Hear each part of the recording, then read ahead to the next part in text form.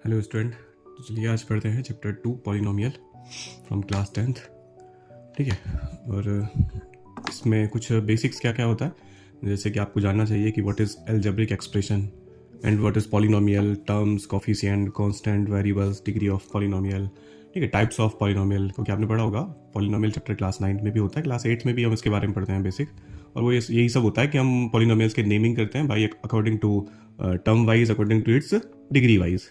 तो वो सब आपको थोड़ा रिवाइज करा देते हैं फटाफट से। उसके बाद इसमें चैप्टर में कुछ ज़्यादा कंसेप्ट नहीं है, ये चैप्टर काफ़ी इजी है क्लास 10 के स्टूडेंट के लिए। उसको इस चैप्टर को उनको जरूर समझना चाहिए। ठीक है, तो इसको रिवाइज करते हैं। इसमें क्या होता है कि जैसे कि हमारा चैप्टर पॉलिनोमियल है, तो आखिर ये पॉलिनोमियल ही क्या होता है। ठीक है, तो पॉलिनोमियल होता क्या है आपको पता है। तो पॉलिनोमियल क्या होता है कि ये क्या है, कॉम्बिनेशन है किस किस का, कुछ वेरिएबल्स का, कुछ कांस्टेंट का, और जो कि आपस में जॉइंट हो रहे हों कुछ मैथमेटिकल ऑपरेशंस के साथ में। जैसे कि example is 2x + 3y, this is a polynomial. ठीक है, इन 2 वेरिएबल। ठीक है, वेरिएबल इसमें 2 है, ये 2 और 3 क्या है, ये सब कांस्टेंट टर्म है। ठीक है, तो दिस इज पॉलिनोमियल। इसका नेमिंग भी होता है कि this is binomial, this is linear polynomial in 2 variables. ठीक है, तो इसकी नेमिंग भी है, वो सब हम धीरे धीरे रिवाइज करेंगे। तो पॉलिनोमियल क्या होता है आप समझे कि कुछ एक कॉम्बिनेशन होगा कुछ वेरिएबल्स का, कुछ कांस्टेंट का, और जो कि जॉइन होंगे आपस में कुछ मैथमेटिकल ऑपरेशन के साथ में। हम इसमें और भी एक्स्ट्रा ऐड कर सकते हैं, -y5z। ठीक है, तो ये भी एक पॉलिनोमियल है, बट इन 3 वेरिएबल्स हो गया ये। ठीक है, ये 3 वेरिएबल्स में। तो पॉलिनोमियल एक, और हाँ पॉलिनोमियल एक क्या टाइप है किसका, एक एल्जेब्रिक एक्सप्रेशन का। क्योंकि पॉलिनोमियल में एक कंडीशन होती है कि इनकी जो पावर्स होती है, ठीक है, वो केवल क्या हो सकती है, एक पॉजिटिव इंटीजर हो सकती है। ठीक है, एंड जीरो भी हो सकता है। ठीक है, जीरो बिकॉज एक पॉजिटिव और नेगेटिव इंटीजर नहीं होता, तो इसकी पावर्स हमेशा एक ज़्यादा से ज़्यादा पॉजिटिव इंटीजर्स हो सकती है, इसके अलावा नहीं हो सकती। तो एल्जेब्रिक एक्सप्रेशन क्या होता है। ठीक है, एल्जेब्रिक एक्सप्रेशन में पावर्स पॉजिटिव नेगेटिव जैसी चाहे वैसी हो सकती है, इसकी कोई लिमिट नहीं है। तो 2x की पावर -2 हो सकती है या 2/3 हो सकती है। ठीक है, तो इस तरह से कोई भी अगर पूरा कॉम्बिनेशन बनेगा तो वो एल्जेब्रिक एक्सप्रेशन है। लेकिन अगर उनमें से कुछ ओनली पॉजिटिव पावर को लेके बनाया जाए, ठीक है, मतलब इंटीग्रल पावर्स को लेके बनाया जाए, तो फिर वो बनता है पॉलिनोमियल। ठीक है, तो ये सब पॉलिनोमियल है। देन पॉलिनोमियल्स हमारा चैप्टर है, तो पॉलिनोमियल्स के टाइप्स होते हैं। ठीक है, according to terms wise and degree wise. तो टर्म्स वाइज क्या क्या पॉलिनोमियल होता है कि टर्म्स वाइज तो एक तो होता है मोनोमियल। ठीक है, मोनोमियल, मोनोमियल किसको बोलते हैं कि जिसमें ओनली वन टर्म हो। ठीक है, जैसे कि 2x, 3x, 5x या कुछ भी और 5z। ठीक है, ये सब के सब एग्जाम्पल है एक मोनोमियल का, क्योंकि मोनोमियल में ओनली वन टर्म होता है। ठीक है, एंड बाइनोमियल सेकेंड। तो बाइनोमियल का एग्जाम्पल्स क्या होंगे, तो बाइनोमियल मीन्स जिसमें 2 टर्म्स हो, और 2 टर्म्स जैसे कि 2x + 3y। ठीक है, या फिर हम इसको ऐसे भी कर सकते हैं 2x² + 3x, ये भी एक बाइनोमियल है। ठीक है, क्योंकि इसमें क्या है, 2 टर्म्स है। ठीक है, एंड ये x की इन 1 वेरिएबल है। ठीक है, ये एग्जाम्पल हमारा क्या हो गया कि बाइनोमियल है इन 1 वेरिएबल, और ये था बाइनोमियल इन 2 वेरिएबल्स। ठीक है, ऐसे ही ट्राइनोमियल क्या होता है जिसमें 3 टर्म्स होते हैं। ठीक है, हम इसमें कुछ और ऐड कर दें 5z या ठीक है कुछ और कर सकते थे, लेकिन कुछ भी ऐसा ऐड करना होता है जो कि आपस में ही सॉल्व ना हो जाए। ठीक है, अगर मैंने ऐसे बोल दिया कि 2x + 3x, ये क्या है, ये बाइनोमियल है, तो नहीं, ये बाइनोमियल नहीं है, बिकॉज ये तो सिंप्लीफाई हो जाएगा। तो this is 5x, this is the example of monomial. ठीक है, तो ऐसी ट्राइनोमियल क्या जिसमें 3 टर्म्स हो, एंड क्वाड्रिनोमियल क्या जिसमें ऐसे 4 टर्म्स और आ जाए। ठीक है, 4 टर्म और आ जाए, तो उसको बोलते थे ऐसे करके मोनोमियल। ये सब टाइप्स हो गए, monomial, binomial, trinomial and quadrinomial according to its terms wise. ठीक है, एंड डिग्री वाइज इनके नेम क्या होते हैं, तो डिग्री वाइज नेम क्या होते हैं कि लीनियर। ठीक है, तो degree wise linear and quadratic. ठीक है, ये सब नेम तो लिखे हुए हैं, तो क्वाड्रेटिक एंड क्यूबिक।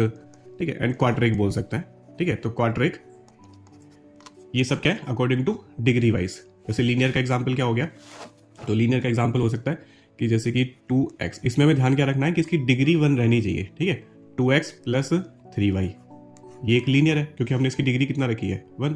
ठीक है, डिग्री किसको बोलते हैं वैसे, जैसे हर एक टर्म्स की कुछ ना कुछ अपनी पावर्स होंगी। जैसे इसकी पावर कितनी है, 1, इसकी पावर कितनी है, 1, तो इसमें सबसे हाईएस्ट वाली पावर जो होती है उसको हम बोलते हैं डिग्री। ठीक है, तो इसकी हाईएस्ट पावर कितनी है, 1, इसलिए इसकी डिग्री है 1। तो ऐसे पॉलिनोमियल जिसकी डिग्री 1 होती है उनको हम बोलते हैं लीनियर, एंड जिनकी डिग्री 2 हो जाएगी, जैसे कि एग्जाम्पल आर 2x² + 3x। ठीक है, इसकी डिग्री कितना है, 2। ठीक है, बिकॉज इसकी हाईएस्ट पावर इस टर्म की 2 एंड इस टर्म की 1, तो highest power is 2, so degree is 2। तो डिग्री कितना है 2, इसलिए इसका नेम हो जाता है क्वाड्रेटिक पॉलिनोमियल। ऐसे ही अगर डिग्री हम 3 कर ले, 3x की power 3 minus 3x plus 4y, ठीक है, तो ये क्या हो गया, ये है cubic polynomial because it's degree is 3, ठीक है, और इन 2 वेरिएबल, ठीक है, मैंने जो एग्जांपल बनाया है ये क्यूबिक पॉलिनोमियल का इन 2 वेरिएबल में बना लिया है, ठीक है। अगर इसको सिंगल वेरिएबल में रखना हो तो आपको x की power 3 x square x then, या फिर ऐसे भी कर सकते हो 3x की पावर 3 माइनस 3, जरूरी नहीं उसमें 3-4 टर्म ही हो, डिग्री 3 होना कंपलसरी है। बाकी उसमें अगर सिंगल 3x की पावर 3 या ओनली x की पावर 3 भी है तब भी हम उसको क्यूबिक पॉलिनोमियल ही बोलेंगे, ठीक है। इसमें क्यूबिक पॉलिनोमियल होने के लिए इसका कोफिशिएंट 0 नहीं होना चाहिए, क्यूबिक टर्म उसमें होना चाहिए, ठीक है, तब होता है क्यूबिक। ऐसी क्वाड्रेटिक में डिग्री 4 होना कंपलसरी होता है, ठीक है। तो वे भी आपको समझ में आ गया होगा कि अकॉर्डिंग टू नेम इनका कैसे टाइप्स हैं। देन उसके बाद में फिर इसमें और क्या आपको पढ़ना चाहिए, ठीक है, तो ये मोनोमियल, बाइनोमियल, ट्राइनोमियल ये सभी हो गया। Types of monomial based on the degree wise, वो हमने पढ़ लिया। देन ग्राफिकल रिप्रेजेंटेशन, ठीक है, ये यहाँ पे क्लास 10th का टॉपिक आता है कि graphical representation of linear and quadratic polynomial. तो लीनियर पॉलिनोमियल का जब आप ग्राफ बनाते थे क्लास 8th में 9th में तो कैसा बनता था, ठीक है, लीनियर पता होगा 2x plus 3y, it is a linear polynomial, ठीक है, और टर्म वाइज इसका name binomial and otherwise is is a polynomial, ठीक है। तो इसका ग्राफ कैसे बनता है, आ स्ट्रेट लाइन। जब हम लीनियर पॉलिनोमियल का ग्राफ बनाते हैं तो वो क्या बन जाता है, एक स्ट्रेट लाइन। लेकिन जब हम किसी क्वाड्रेटिक इक्वेशन का ग्राफ बनाते हैं 2x स्क्वायर प्लस 3x, ठीक है, प्लस 5, तो ऐसा करके कुछ ग्राफ बनाएंगे तो उसकी शेप क्या बनती है, एक पैराबोला शेप बनती है, ठीक है। जरूरी नहीं वो एक्स एक्सिस को कट करे, ठीक है, तो एक पैराबोलिक शेप बनती है क्वाड्रेटिक पॉलिनोमियल की, ठीक है। ये जानना हमें जरूरी है कि लीनियर पॉलिनोमियल का ग्राफ कैसे बनता है, straight line, and quadratic polynomial का ग्राफ क्या बनता है, एक पैराबोला, ठीक है। तो पैराबोला मैक्सिमम किसी एक्स एक्सिस को कितनी जगह कट कर सकता है, मैक्सिमम 2 टाइम्स, ठीक है, 2 बार कर सकता है बस इंटरसेक्ट, इससे ज़्यादा वो नहीं कर सकता। लेकिन हाँ, ऐसा हो सकता है कि एक भी बार इंटरसेक्ट ना करे, एक्स एक्सिस को एक भी बार इंटरसेक्ट ना करे, ठीक है। तो इसी वजह से कुछ क्लास के क्वेश्चंस होते हैं कि एक क्वाड्रेटिक इक्वेशन के मैक्सिमम कितने जीरोज हो सकते हैं, ठीक है, क्योंकि हम इनको जीरोज बोलते हैं। एक कोई भी ग्राफ अगर एक्स एक्सिस को जितनी भी जगह इंटरसेक्ट करता है उतने ही उसके जीरोज होते हैं, ठीक है। तो इस वजह से क्वाड्रेटिक पॉलिनोमियल के मैक्सिमम जीरोज कितने होते हैं, 2, क्योंकि एक, ठीक है, ये वाली शेप एक एक्स एक्स को कितनी जगह इंटरसेक्ट कर सकती है, ठीक है, ओनली 2 जगह इंटरसेक्ट कर सकती है, इससे ज़्यादा कर सकता है क्या, ठीक है, तो नहीं कर सकता इससे ज़्यादा, ठीक है। हाँ, ऐसा हो सकता है कि ऐसे बन जाए, इंटरसेक्ट ही ना करे, ठीक है, या फिर ऐसा हो सकता है एकदम टच करके चला जाएगा, ठीक है, ऐसे टच करके ऐसे चला जाए, ठीक है, ऐसा भी हो सकता है। तो इसलिए क्वाड्रेटिक पॉलिनोमियल के मैक्सिमम जीरोज तो 2 हो सकते हैं, मिनिमम 1 भी नहीं हो सकता। लेकिन ये मिनिमम क्या, रियल जीरोज होते हैं, ठीक है, जो एक्स एक्सिस को जहाँ पे कट करे, ठीक है, वो उसके रियल जीरोज होते हैं, ठीक है। जीरोज इसके भी हैं बट हाँ वो नॉन रियल होंगे, ठीक है। तो बट 10 क्लास तक हम केवल रियल जीरोज को काउंट करते हैं, तो इसलिए हमारे 10 के नॉलेज से कि भाई इसका कितने जीरोज हैं, तो फिलहाल यहाँ पे इसका एक भी जीरो नहीं है, ठीक है। और यहाँ पे कितने जीरोज हैं इसके, 2 है, और यहाँ पे कितने जीरोज हैं, तो 1 है, ठीक है। दोनों जीरोज ही सेम, जब एक्स एक्स को ऐसे टच करके जाएगा तो उसके जीरोज क्या है, 1, ठीक है, वो 1 और 1 दोनों सेम ही होते हैं, इसलिए हम काउंट करते हैं उसको 1, एक्स का एक 1 0 है। तो ये इसका ग्राफिकल रिप्रेजेंटेशन टॉपिक है, सिंपल सा, कि कोई भी ग्राफ एक्स एक्सिस को जितनी भी जगह इंटरसेक्ट करता है उतने ही उसके जीरोज होते हैं, ठीक है। ये बात ध्यान रखना कि अगर कोई ग्राफ ऐसे टच करके कहीं से जाता है तो फिर आपको 1 में ही काउंट करना है, दिस इज 1 0 एंड सेकेंड 0, ठीक है। तो इसके जीरोज कितने हो गए, 2 जीरोज। अगर एक्स एक्सिस को टच करता ही नहीं है तो फिर उसका जीरोज एक भी नहीं होता, ठीक है। देन इसके बाद में इसमें और टॉपिक्स क्या आते हैं, ठीक है, इसमें रिलेशनशिप्स हैं कि सम ऑफ जीरोज कितना होता है, तो जीरोज का सम, इसमें जीरोज को अल्फा और बीटा से इंडिकेट किया जाता है चैप्टर में, कि सम ऑफ जीरोज क्या होता है, -b/a, ठीक है। ये b और a क्या है, तो ये जो हमारा पॉलिनोमियल चैप्टर है इसकी एक जनरल फॉर्म है ax² + bx + c, ठीक है, ये उसकी जनरल फॉर्म होती है जहाँ पे a ≠ 0 होना चाहिए, ठीक है। a को 0 नहीं होना चाहिए, बाकी अगर 0 हो जाते हैं तब भी वो एक क्वाड्रेटिक पॉलिनोमियल बचेगा, ठीक है।